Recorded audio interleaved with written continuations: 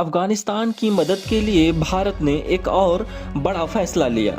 अब दोनों देशों के रिश्तों में स्वास्थ्य और सहयोग का नया अध्याय जुड़ गया।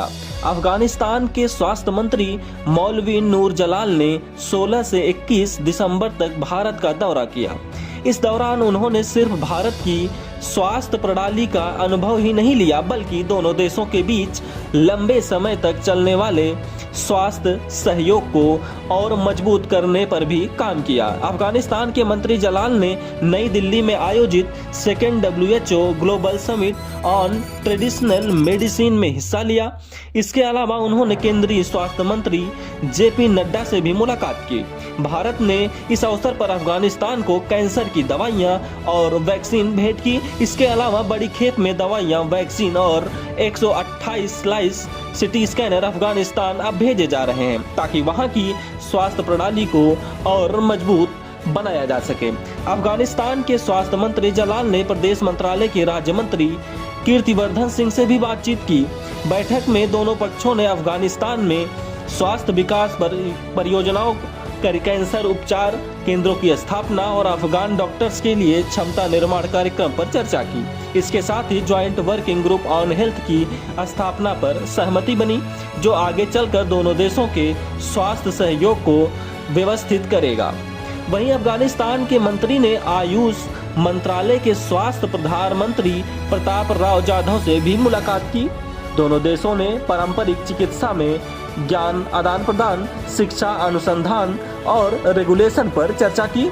इसका टारगेट अफगानिस्तान के हेल्थ सिस्टम को टिकाऊ और मजबूत बनाना है। अपने दौरे के दौरान अफगान टीम ने एम्स नई दिल्ली समेत कई प्रमुख अस्पतालों का दौरा किया।